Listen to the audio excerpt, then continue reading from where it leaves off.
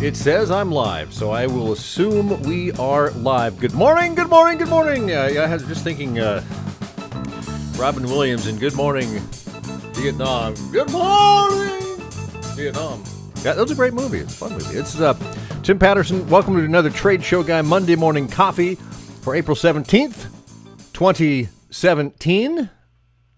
Got some 17s going on there. Hope you had a good week. Just reflecting here a moment, it's great to get behind a microphone again. I love being behind a microphone because I spent 25 years as my career being a disc jockey and news person and talk show host and all sorts of fun stuff throughout my early years. I started when I was a teenager, in fact. I'm not done with radio completely. I actually still keep my hands in it. I actually do a weekly 2-hour reggae show at a local community station. I volunteer for a few hours a week, and I looks like, are we even live? Because I'm not getting anything. Why are we getting no vocals here? It's weird. It's like we have no sound in our no, that's not it. Microphone's muted. Huh. Wonder what's going on. I can hear myself right here, but it's not coming through on the broadcast. We'll fix it in post-production, hopefully. Either that or I'll end up recording it all over again. So, anyway.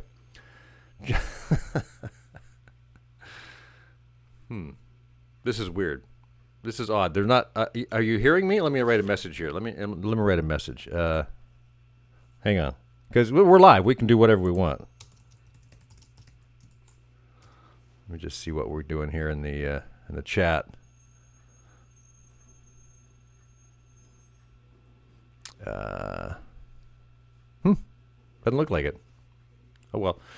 Well, I know I'm recording this otherwise. Anyway, I was mentioning that I do a radio show, 2 hours of reggae every week. It's tonight, every Monday night from 6 to 8 p.m. Pacific time. You can tune in live online if you'd like to hear some great vintage reggae.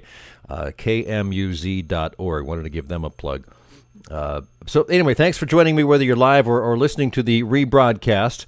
I'm the founder and owner of TradeshowGuy Exhibits, a company that works with clients who are looking to upgrade their trade show presence, increase their trade show marketing return on investment, and make a bigger splash at the shows where they exhibit.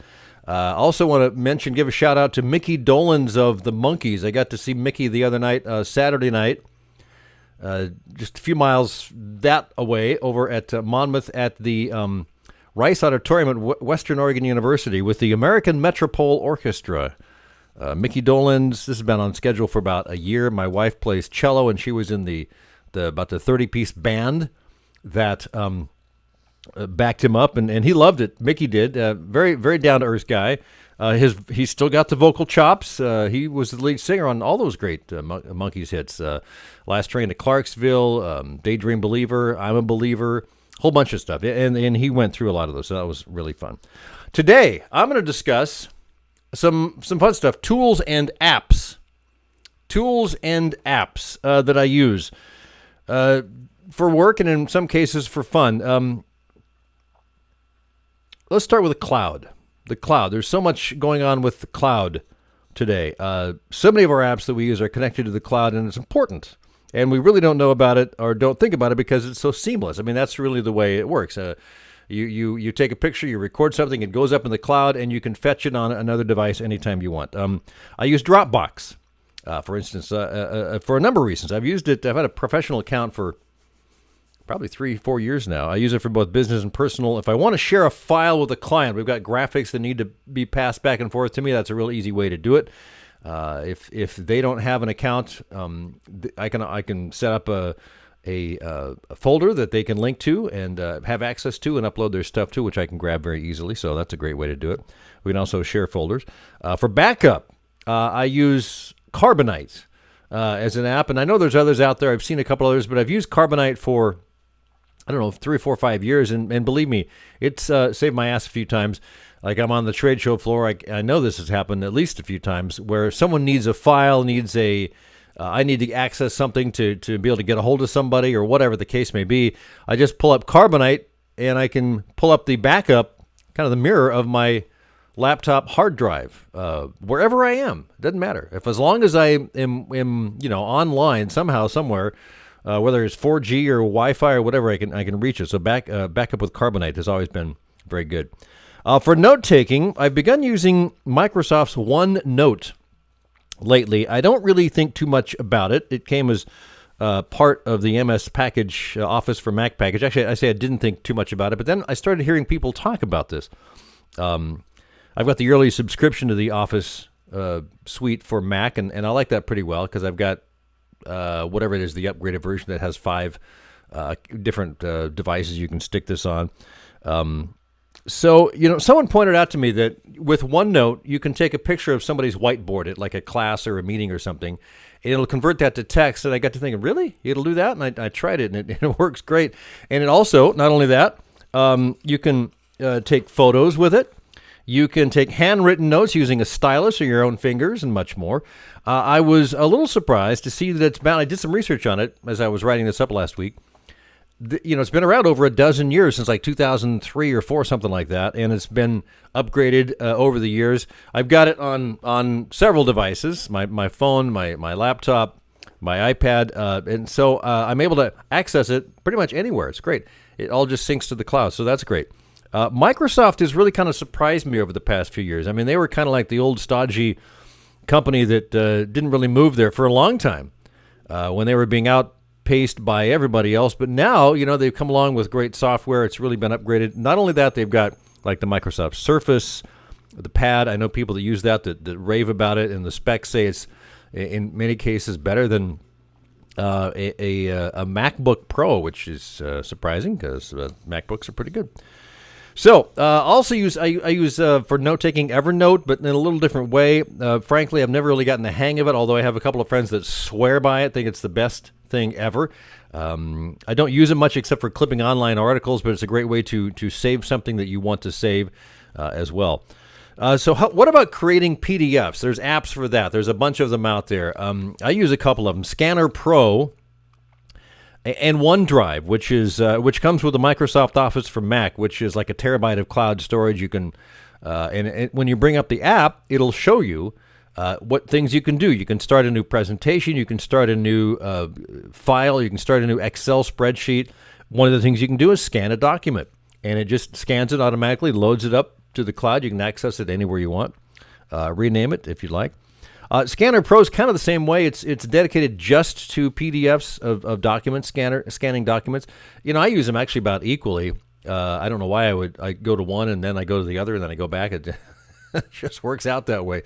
Both of them are really well.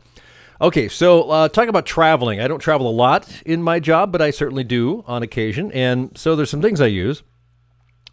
Each airline has an app which lets you check in and pull up your boarding pass. That's typical these days. It's kind of rare to see people with a paper pass. Well, maybe not rare, but so many people have their apps. They just pull up their boarding pass. Last time I traveled, which was last month, to Anaheim, I used Southwest app, which did all that just fine. Of course, you can sign up for flight updates and that sort of thing. I knew that when I was leaving L.A. and going to Phoenix, I knew my flight from Phoenix to Portland was delayed, and so they just, they kept texting me and through the app and whatever. For navigating, of course, let me back up a bit.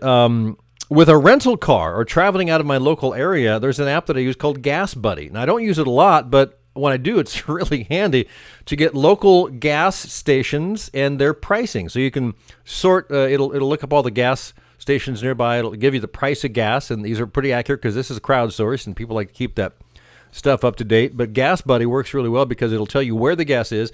It'll pull up an address, and then, of course, you can find a map there and go get cheap gas, or the cheapest that you can find in the area.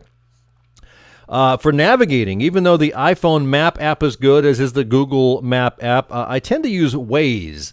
That's W-A-Z-E, which gives you a route that's often at odds with the direct route because with all the crowdsourced information on accidents and heavy traffic and hazards, you get warnings and redirects and things like that. So Waze actually works really well. For keeping track of all the gas and oil expenses, I use a little app called Road Trip. Just upgraded to the premium version, which keeps track of more items than the freebie, and I think that's worthwhile. It's like $6 or $7. It's pretty cheap. Travel. Airbnb has an app, and I've stayed at Airbnb locations a number of times, and the app is very, very handy for communication, very easy to use. I don't think I actually book over it. I think I book on through my computer, but nonetheless. I just started using an app called Scan Biz Cards. I've only scanned like a dozen cards. I'm still trying to decide if this is something I'm going to keep using, but it works pretty cool. It scans the card and then pulls up the text that's on the card and lets you edit that. So you can then create a database out of it. You can export it to an Excel spreadsheet. You can export it to like Salesforce, maybe a couple other Sugar CRM. Scan Biz Cards. Every once in a while, I have a client that wants to pay by credit card, so I use Register, which used to be Square, and I think they take a 2 or 3% transaction fee as part of that. Money shows up in your account in a couple of days. Very, very easy to use. For CRM, Customer Relations Management, I just ended 2 years of using the online Salesforce, and it just got to be, as time went on, more than I needed. It didn't do exactly what I wanted, and it cost more than I wanted to pay, so I'm kind of looking out for something else. I'm test driving Pipedrive now. So far, it's okay, not great. I haven't really explored it as much as I should. I understand Sugar CRM is pretty good. It's a little more pricey than Pipedrive. Pipedrive is like, I don't know, the low budget version is like $20 a month or something. Plus, they give you a 45-day trial, so you can really experience how it works and set things up. And I know that there's a lot that it does that I don't know yet, so I've got to learn a little bit more about that. So let's see, what else do I have? Business stuff, email, Aweber. I've looked at a number of other tools over the years, but for the cost and the ability, it's still the best deal I've found. It's managing email newsletters and autoresponders and that sort of thing. They do keep adding new things, so it's not the same old Aweber from a dozen years ago. When I started, you can move subscribers from one newsletter to the other. You can opt them in on one and then move them to your main newsletter very easily. It's seamless.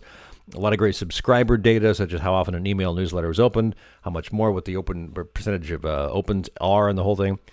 I also use Lead Pages, which is a great way to it actually communicates with Aweber very well. You can create a box or a subscribe or a link to your newsletter, and I've experimented with lead boxes and pop-up boxes from Lead Pages. Very creative, very easy to use, and very effective. And they're very transparent about their company. There's like 30 or 40 very young people that run this company. Very sharp. It's great stuff. A couple of other things I use just to wrap up. Giphy or Jiffy. Is it GIF or GIF? GIF. Anyway, Jiffy Capture creates and captures GIFs from a video or from capturing an online moving image. Very easy to use. I love that piece of software. ScreenFlow is what I record video on. Mac only video production tool that keeps getting better and better. They keep giving out upgrades, and I keep getting them. Pretty reasonable too. Adobe Audition is an audio production tool that I've used for years before I even got into this industry. I used it back when it was sound. Now I can't even think of the name of what it used to be. I want to say Sound Card, but that's not it. Anyway, Adobe Audition is a great one. Keynote is the Mac version of PowerPoint, and frankly, I think I like that a little better. So I use that when I do presentations or put videos together that I want a slideshow on. What's great about Keynote is that you can do something and then export it to a PowerPoint, and then you can pull up in PowerPoint. And that has actually, I have had to do that a couple of times because you can take it in thumb drive and you've got to be able to use someone else's computer. And so that's the way that kind of whole thing works. So a couple of years ago, I wrote a book, and there's a great piece of software on writing. If you do any writing and want to assemble everything in one piece like a book, Scrivener. Scrivener is a great one. I would highly recommend that. And I use a little text editing program for all the text editing that I do that I don't want any. It strips all the formatting out. I mean, you can use Microsoft Word. It's great. But if you want to just copy something from an online or a Mac or a Word document and strip all the underlying programming out of it and just leave the text, Ultra Edit is the one that I would recommend. You have to pay for it, but it's the best editing tool I've ever run across. I think that'll wrap us up here. It's about 15 past 9 o'clock. I do have one good thing that I want to share, and this is it. It's my iPad Mini 2. I actually got this for myself for Christmas. When I bought a phone back in like mid-December for my wife, they said, there's a deal on, if you buy a phone, within 2 weeks, you can come back and get this $400 iPad Mini 2 for $50. And I said, really? Let me think about that. And I went back like 3 days later and said, I'll take it. And I'm really glad I got it because it's cool. It's small, so it travels really well. And it's just, I don't know. I never thought I would like an iPad. I figured it'd just be a bigger phone or a smaller laptop, but I actually use it quite a bit. So that's the one good thing. I want to say thank you for listening in and joining us here on the Trade Show Guy Monday Morning Coffee for April 17th. By the way, you can go find us online at TradeshowGuyExhibits.com, TradeshowGuyBlog.com. You can download my book at TradeshowSuccessBook.com. You can get a exhibit buyer's kit if you're in the mode of I need to check out how to best buy an exhibit. Go to TradeshowExhibitBuyersKit.com, and to sign up for our webinars, it's TradeshowGuyWebinars.com. Have yourself a great week.